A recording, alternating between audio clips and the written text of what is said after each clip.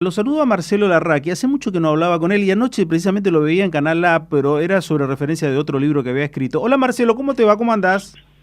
Hola Daniel, un gusto saludarte. Igualmente, Marcelo, periodista, un gran escritor también, historiador.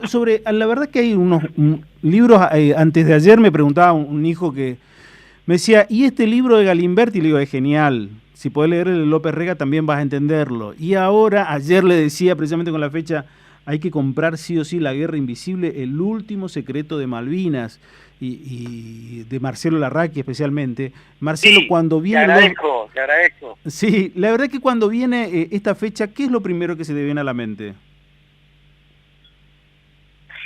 Bueno, es una fecha movilizante para todos los argentinos, ¿no?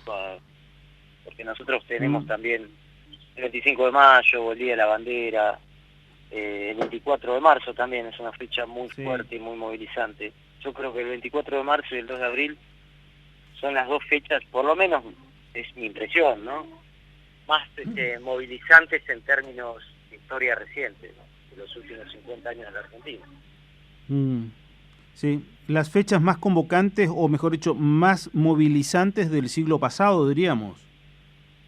Sí, sí, eh, que el 2 de abril es una fecha que duele, Ujú. ¿no? El 24 de marzo también.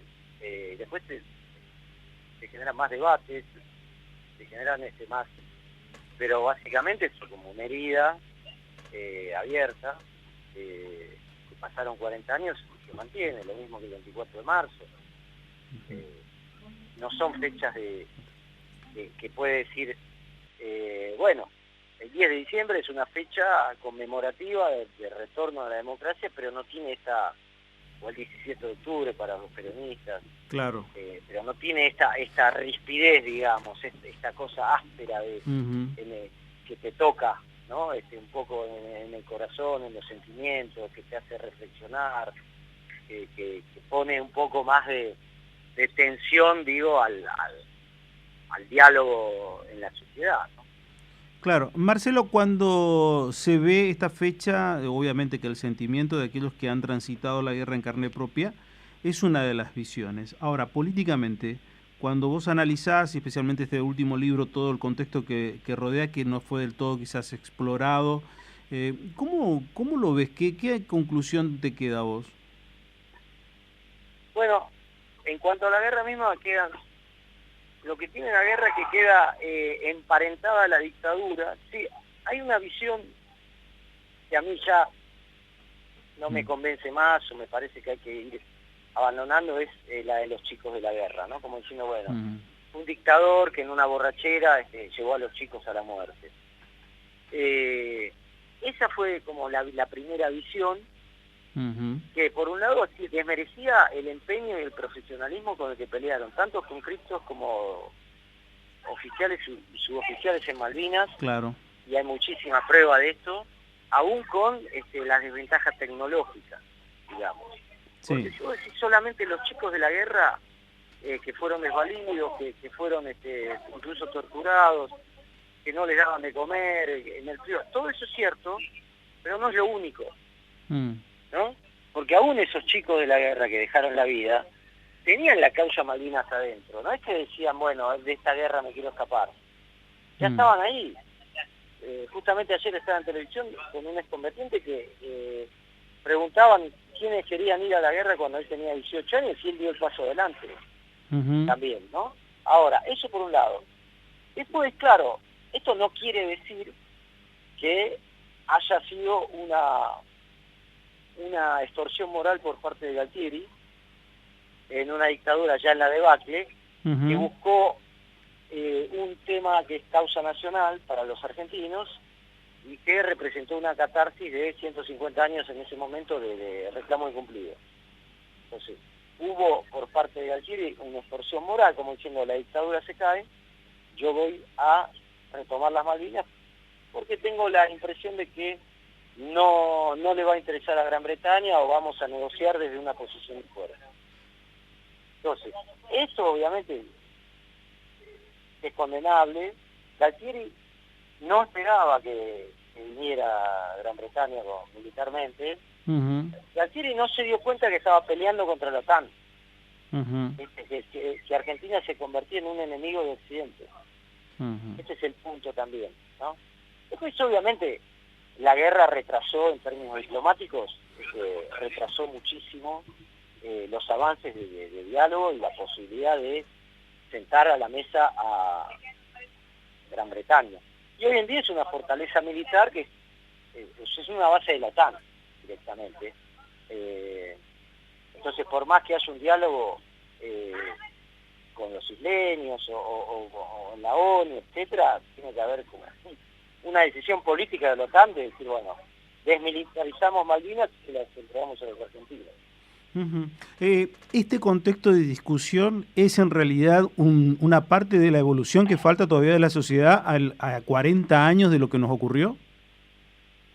¿La evolución en qué sentido? En la discusión de qué fue lo que realmente ocurrió, porque también vemos otra cosa. La política pasó en dos bemoles. Primero pasó del hecho de decirte ignorarlos durante la década del 80, Sí. 90, comenzar a darle algo de artículo y ahora directamente tenerlos como héroes, pero tampoco es como que se discute en el fondo estas cuestiones como lo que vos estás diciendo.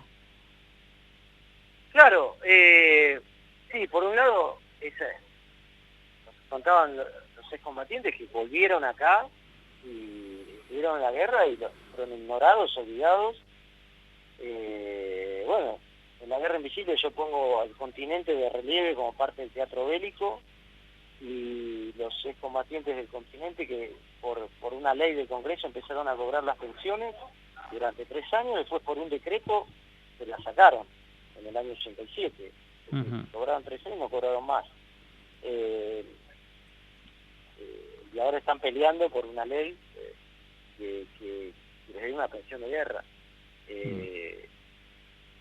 Y eso por un lado. Y después, la sociedad también cerró los ojos frente al tema Malvinas, ¿no? Quedó como una Claro, borrachera de Galtieri. Entonces es como una resolución. Es decir, bueno, el problema acá fue Galtieri y claro. está, nos olvidamos del asunto.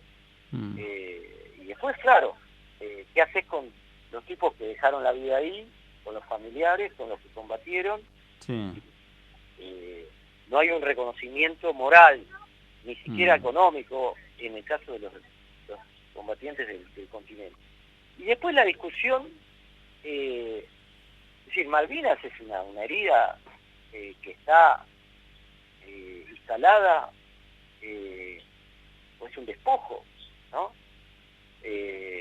Ahora Inglaterra pone a los isleños, bueno, como diciendo, bueno, hay que arreglar con los isleños.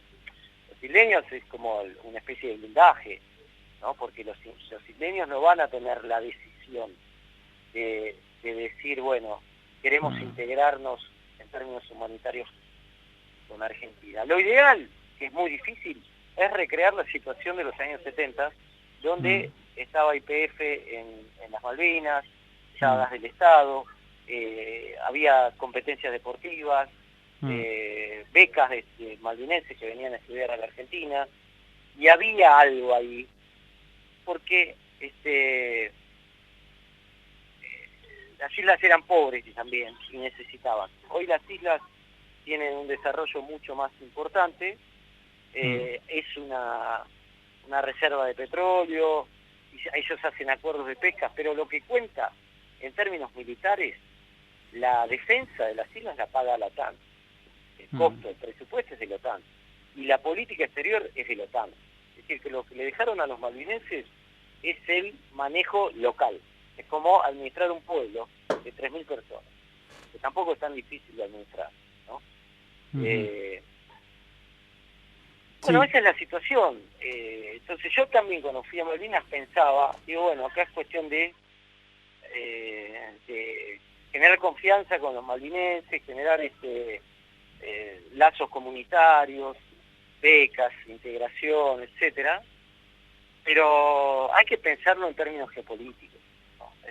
Es como pedirle a la OTAN que te entregue una base militar, ¿no? Claro. Es un poco más complicado.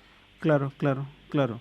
Vos sabés que en eso también, la política o la sociedad está más que nada en esa suerte de herida abierta, lamiéndose las heridas, que en pensar en vincularse con Malvinas, en pensar en una estrategia distinta y no solamente retórica para recuperar, para integrarse?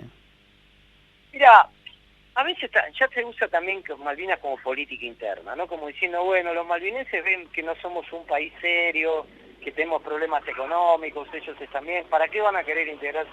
Esto no tiene nada que ver, digo.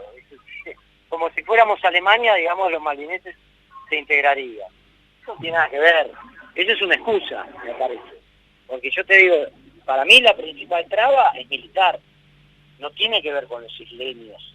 Que hay una decisión de la OTAN o de Gran Bretaña, Estados Unidos, decir, bueno, vamos a buscar, no sé, una triple soberanía, etcétera, eso se hace. Pero yo cuando estuve en Malvinas te decía, pensaba que hablando con 30 personas, porque la comunidad política de Malvinas, entre diputados y gente que cuenta realmente políticamente, que decide, que tiene influencia, son 25 o 30 personas, no es más que eso. No es más que eso. Entonces digo, por ahí en 20 años, en 30 años, generando vínculos comunitarios, esto puede llegar a partir de ahí puede haber una solución diplomática. Pero hoy vemos el mundo de hoy, Rusia, Ucrania, la OTAN, y es una base militar en el Atlántico Sur de tremenda importancia, con proyección a Malvinas, prácticamente con acceso a dos océanos. Ese es el tema que yo veo como principal traba, ¿no? Obviamente hay que tener una exigencia diplomática, buscar aliados, pero acá los que definen el bacalao, que cortan el bacalao son Estados Unidos y Gran Bretaña, ¿no? A nivel histórico. Sí, es así. Marcelo, te mando un abrazo, gracias por estos minutos. No, gracias a vos. Marcelo Larraqui, un gran historiador, la verdad, altamente recomendable siempre los libros de él y especialmente este último sobre la guerra de Malvinas y lo que es Malvinas, la guerra invisible, el último secreto de Malvinas.